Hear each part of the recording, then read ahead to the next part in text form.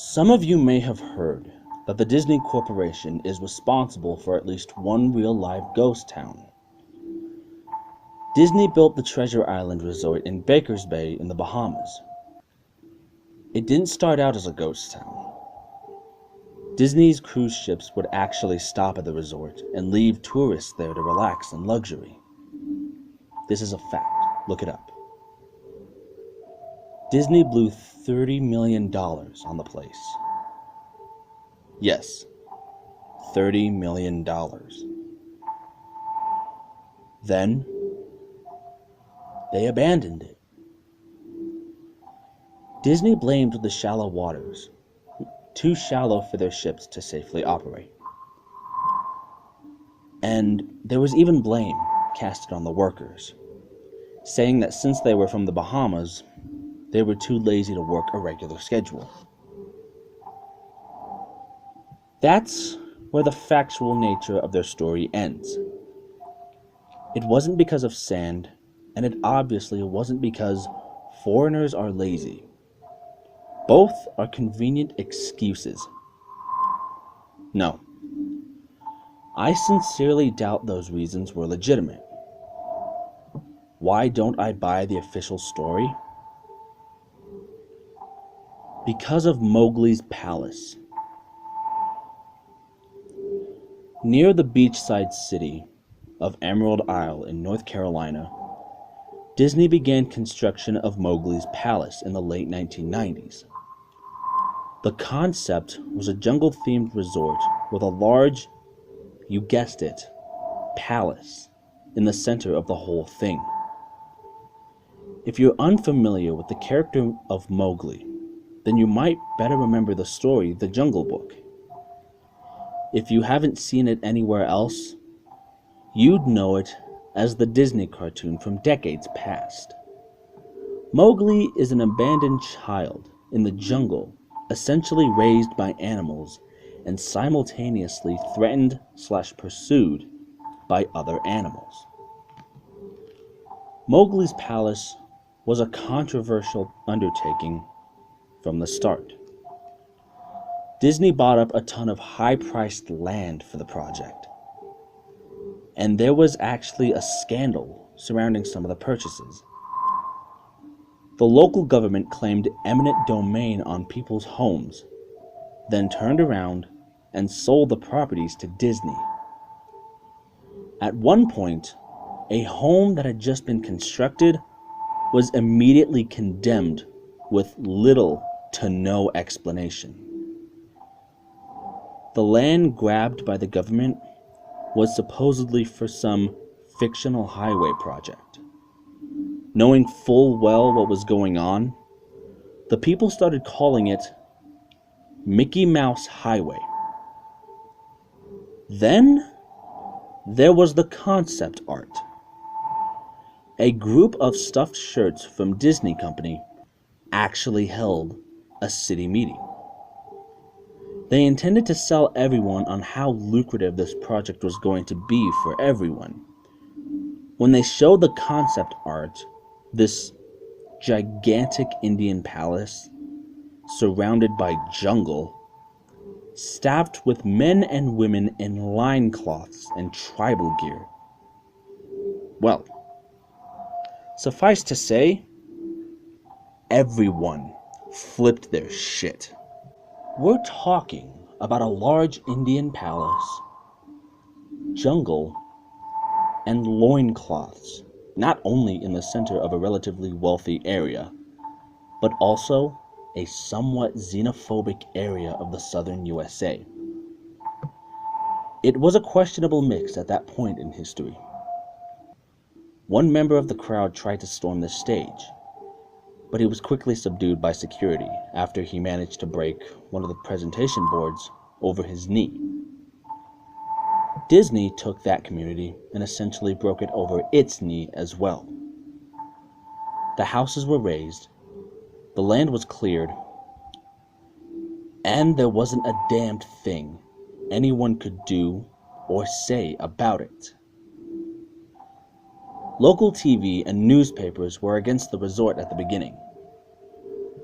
But some insane connection between Disney's media holdings and local venues came into play, and their opinions turned on a dime.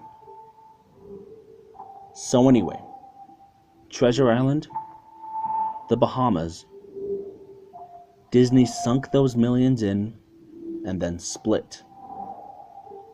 The same thing happened with Mowgli's Palace. Construction was complete. Visitors actually stayed at the resort. The surrounding communities were flooded with traffic and the usual annoyances associated with an influx of lost and irate tourists. Then it all stopped. Disney shut it down, and nobody knew what the hell to think. But they were pretty happy about it. Disney's loss was pretty hilarious and wonderful to a large group of folks who didn't want this in the first place. I honestly didn't give the place another thought since hearing it closed over a decade ago. I lived maybe 4 hours away from Emerald Isle, so I really only heard the rumblings and didn't experience any of it firsthand. Then, I read this article from someone who had explored the Treasure Island Resort and posted a whole blog about how all the crazy shit he found there. Stuff just left behind. Things smashed, defaced, probably ruined by the disgruntled former employees who had lost their jobs. Hell, the locals from all around probably had a hand in wrecking that place. People there felt just as angry about Treasure Island as folks here did about Mowgli's Palace. Plus, there were rumors that Disney had released their aquarium stock into the local waters when they closed, including sharks. Who wouldn't want to take a few swings at some merchandise after that? Well, what I'm getting at is that this blog about Treasure Island got me thinking. Even though many years had passed since its closing, I figured it might be cool to do some urban exploration at Mowgli's Palace. Take some photos, write about my experience, and probably see if there was anything I could take home as a memento. I'm not going to say I wasted no time in getting there, because honestly, it took me another year after I first found that Treasure Island article to get around to going up to Emerald Isle. Of course, over that year, I did a lot of research on the Palace Resort. Or rather, I tried to. Naturally, no official Disney site or resource made any mention of the place. That had been swept clean. Even odder, however, was that nobody before myself had apparently thought to blog about the place, or even post a photo. None of the local TV or newspaper sites had one word about the place. Though that was to be expected, since they all had swung Disney's way. They wouldn't be out there lauding their embarrassment, you know. Recently, I learned that corporations can actually ask Google, for example, to remove links from any search result. Basically, for no good reason. Looking back, it's probably not that nobody spoke of the resort, but rather their words were made inaccessible. So, in the end, I could barely find the place. All I had to go on was an old as hell map I'd received in the mail back in the 90s. It was a promotional item sent out to people who had recently been to Disney World. And I guess since I had been there in the late 80s, that was recent. I didn't really intend to hang on to it. It just got shoved in with my books and comics from my childhood. I'd only remembered it months into my research, and even then, it took me another few weeks to locate the storage bin my parents had shoved it all into. But I did find it. Locals were no help, as most were transplants who had moved to the beach in recent years, or old residents who just sneered at me and made rude gestures the second I managed to say, "Where would I find Mowgli's?" The drive took me through an inordinately long corridor of overgrowth. Tropical plants that had run rampant and overpopulated the area, mixed with the native species of flora that actually belonged there and had tried to reclaim the land. I was in awe when I reached the front gates of the resort. Tremendous, monolithic wooden gates whose supports to either side looked like they must have been cut from giant sequoias. The gate itself had been gouged in several places by woodpeckers and eaten away at the base by burrowing insects. Hanging on the gate was a sheet of metal, some random scrap, with hand-painted letters scrawled in black. Abandoned by Disney. Clearly the handiwork of some past local or an employee who wanted to make some small protest. The gates were open enough to walk through, but not drive. So, grabbing my digital camera and the map, whose flip side showed a layout of the resort, I set off on foot. The inner grounds of the place were just as overgrown as the entryway. Palm trees stood untended and ragged among piles of their own coconuts. Banana plants similarly stood in their own stinking, bug-riddled refuse. There was this sort of clash between order and chaos, as carefully planted rows of perennial flowers mixed with obnoxious tall weeds and stinking blackened mushrooms. All that remained of any outdoor structures were broken. Rotting wood or various charred bits of unidentifiable material. What was most likely an information booth or an outdoor bar was now simply a pile of assorted debris chopped up by past vandalism and ravaged by weather. The most interesting thing on the grounds was a statue of Baloo, the friendly bear from the Jungle Book, which stood in a sort of courtyard in front of the main building. He was frozen in a jovial wave towards no one, staring into empty space, with a silly toothy grin as bird shit covered whole swaths of his fur, and vines ensnared his platform. I approached the main building, the palace, only to find the outside of the building covered in graffiti where the original paint hadn't peeled away and chipped away. The front doors weren't just open. They had been taken off their hinges and were stolen.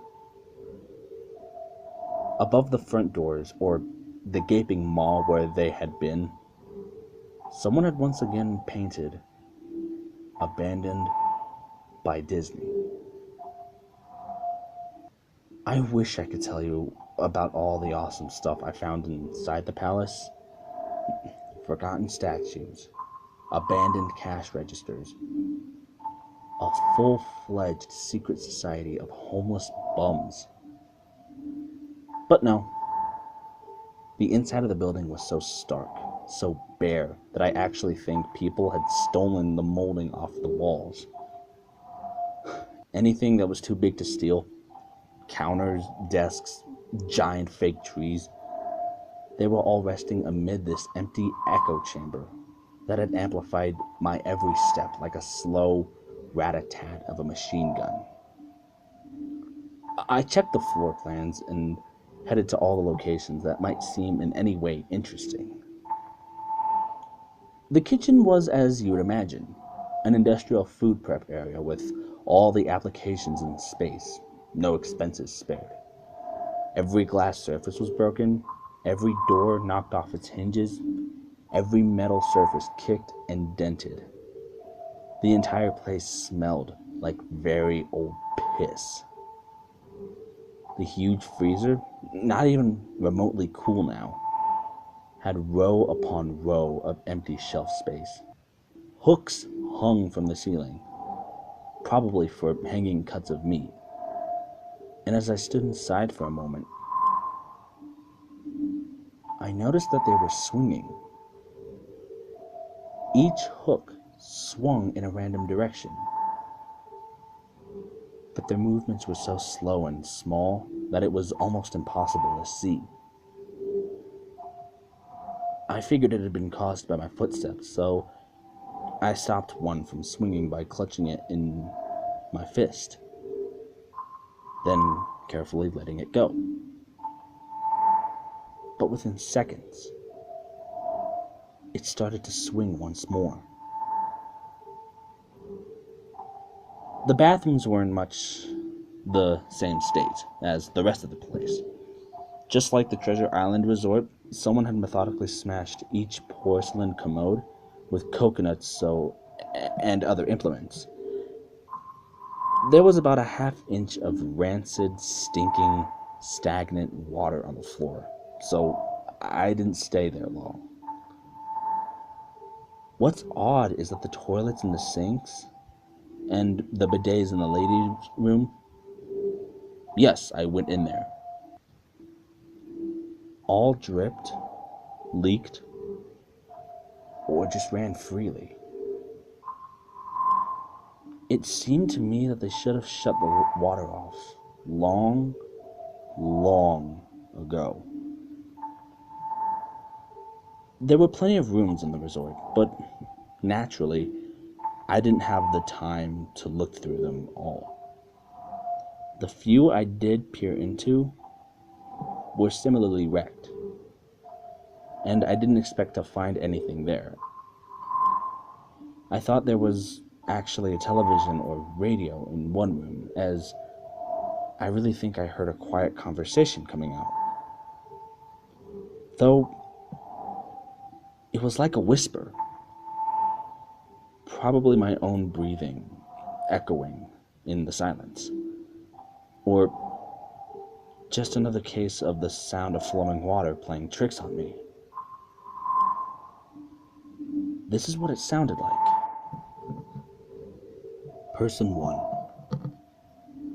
I didn't believe it. Person 2. Short, unknown reply. Person 1. I didn't know that. I didn't know that. Person 2. Your father told you. Person 1. Unknown reply, or possibly just weeping. I know that it sounds ridiculous. I'm just telling you what I experienced. Why I thought there might have been something running in that room, or worse, some vagrants who had holed up there and probably would have knifed me. At the front doors of the palace again, I figured I hadn't found anything of note that had wasted the trip up. As I looked out the door, I noticed something interesting in the courtyard that I had apparently missed.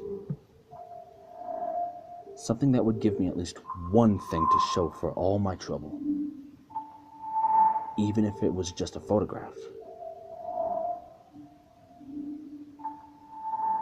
there was a lifelike statue of a python, maybe 80 feet long, coiled up and sunning itself on a pedestal right in the center of the area. It was almost time for the sun to start setting, so the light fell onto the object in the perfect way for a photograph. I approached the python and snapped a photo. Then I stood on my toes and snapped another. I moved closer again to get the detail of its face. Slowly, casually, the python lifted its head, looked directly into my eyes, and turned and slithered off the pedestal, across the grass, and into the trees. All 80 feet of it. Its head long disappeared into the woods before its tail even left the sunning spot. Disney had released all their exotic animals onto the grounds. Right there on my floor plan map was the reptile house. I should have known.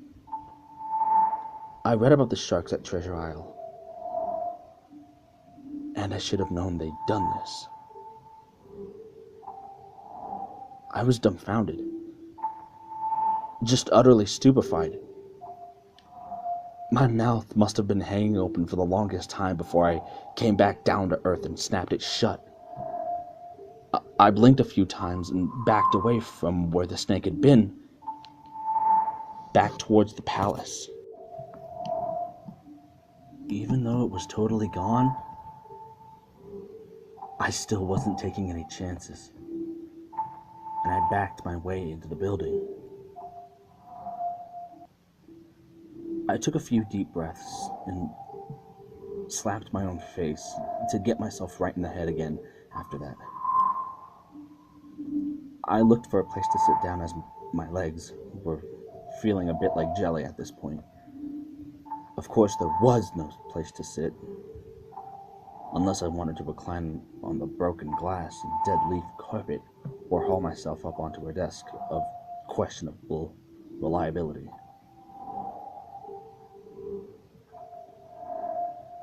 I had seen some stairs near the palace lobby and decided to go have a seat there until I felt better. The staircase was far enough from the front of the building to be relatively clean, save for a startling accumulation of dust. I pulled a wedge of metal off the wall, once again painted with the "Abandoned by Disney" motto I had become accustomed to. I placed the wedge on the stairs and sat on it to keep at least somewhat clean. The stairway led downward, below ground level. Using my camera flash as a sort of improvised flashlight, I could see that the staircase ended in a metal mesh door with a padlock. A sign on the door. A real sign. Read, "Mascots only. Thank you." This perked my spirits up a little bit, for two reasons. One, a mascots only area would have definitely had some interesting stuff back in the day. Two, the padlock was still in place. Nobody had gone down there. Not the vandals, not the looters. Nobody. This was the one place I could actually explore and perhaps find something interesting to photograph or wantonly steal. I had come to the palace essentially agreeing with myself that it was okay to take anything I wanted because, hey, abandoned. It didn't take much to bust the lock. Actually, that's wrong.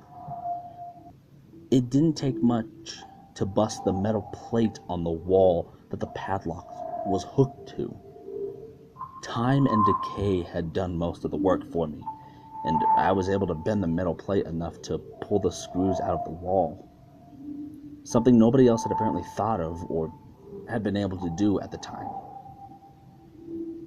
The mascot's only area was a startling and very welcome change from the rest of the building I'd seen.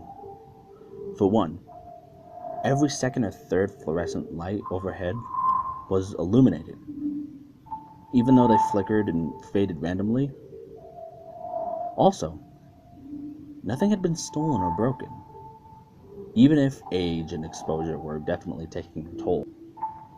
Tables had notepads and pens. There were clocks. Even a punch-in clock on the wall, complete with filled-out time cards.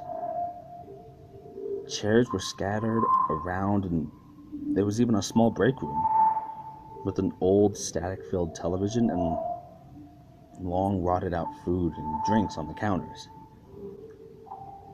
It was like one of those post-apocalypse movies where everything is left in the state of evacuation. As I walked the maze-like sub-basement hallways of the mascot-only area, the sights just became more and more interesting. As I went further, desks and tables were knocked over, papers scattered and almost melded with the damp floor, and a large carpet of mold was slowly overtaking the real rotting crimson floor covering.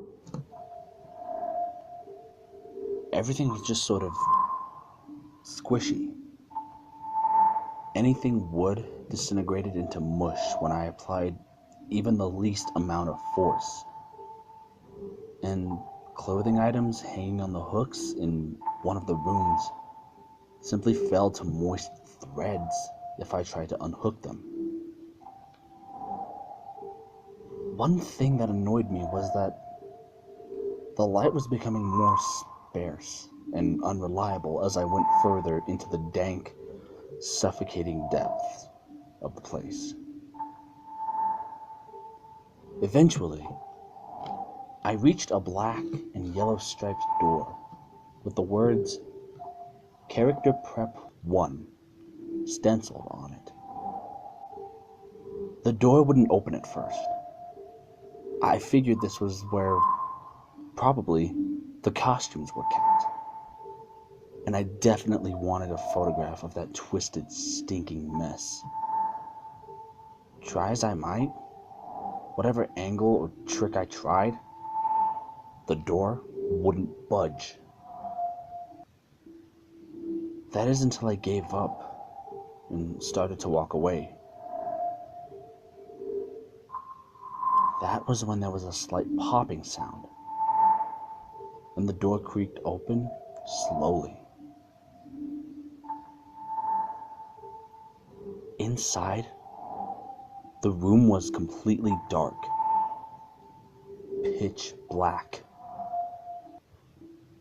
I used the camera flash to look for a light switch in the wall by the door, but there was nothing. As I made my search, I was jarred out of my sense of excitement by a loud electrical buzz.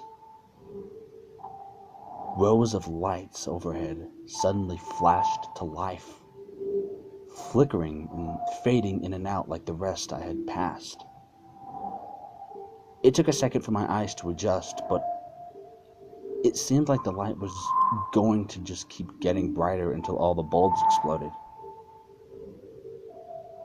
But just when I thought it would reach that critical stage, the lights dimmed for a bit and steadied. The room was exactly how I pictured it. Various Disney costumes hung on the walls, fully put together like a strange cartoon cadaver hung from invisible nooses. There was an entire rack of loincloths and native clothes on hangers toward the back. What I found odd, and what I wanted to photograph right away, was a Mickey Mouse costume at the center of the room. Unlike the other costumes, it was lying on its back in the center of the floor like a murder victim. The fur on the costume was rotten and shedding, creating a bare sequence of patches.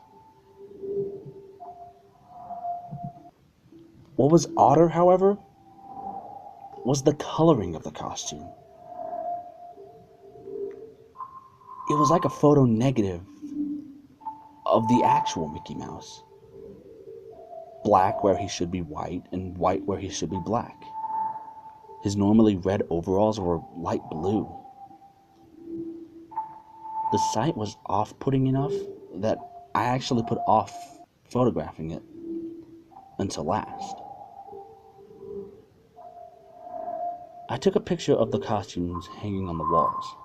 Upward angles, downward angles, side shots to show an entire row of frozen, putrid cartoon faces, some with plastic eyes missing. Then, I decided to stage a shot.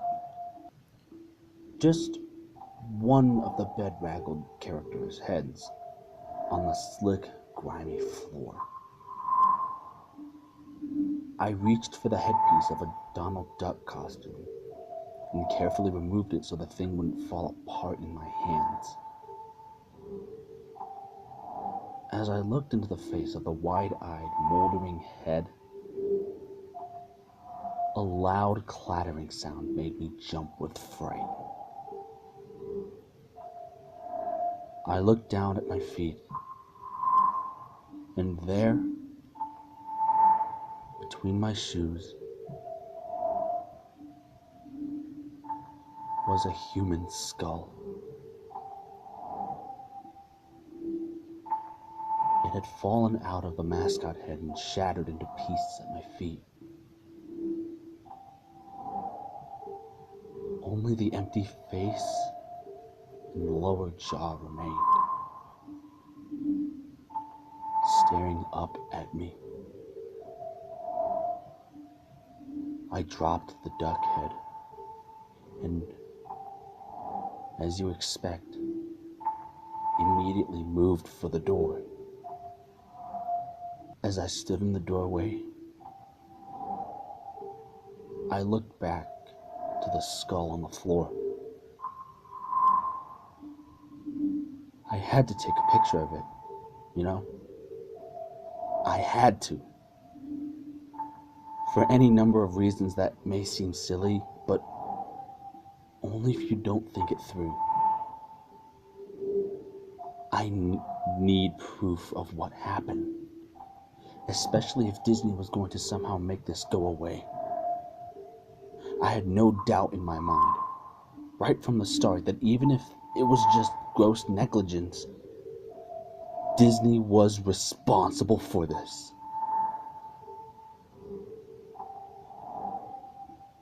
That's when Mickey, the photo negative, opposite Mickey, in the middle of the floor, started to get up. First sitting up, then climbing to its feet. The Mickey Mouse costume, or whoever was inside of it, stood there at the center of the room, its fake face just staring directly at me as I mumbled no, over and over and over, with shaking hands, a violently thrashing heart, and legs that had once again turned to jelly. I managed to lift the camera and aim it at the opposite creature, now quietly sizing me up.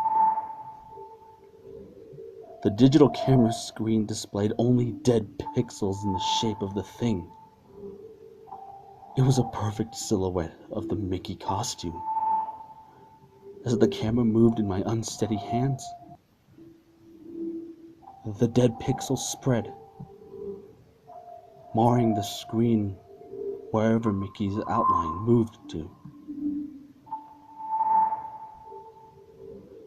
Then the camera died, went blank, quiet, and broken. I raised my eyes once again to the Mickey Mouse costume. "Hey," it said in a hushed, perverted, but perfectly executed Mickey Mouse voice. "Want to see my head come off?" It started to pull at its own head, working its clumsy, glove-clad fingers around its neck, with clawing,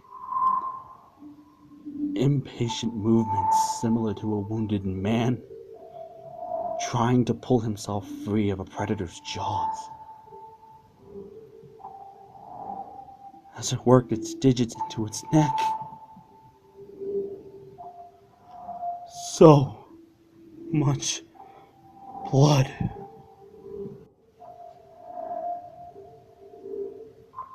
So much thick, chunky, yellow blood. I turned away as I heard a sickening tearing of cloth and flesh. I only cared about getting away. Above the doorway out of the room, I saw the final message clawed into the metal with bone or fingernails. Abandoned by God. I never got the pictures out of the camera. I never wrote the blog entry about it.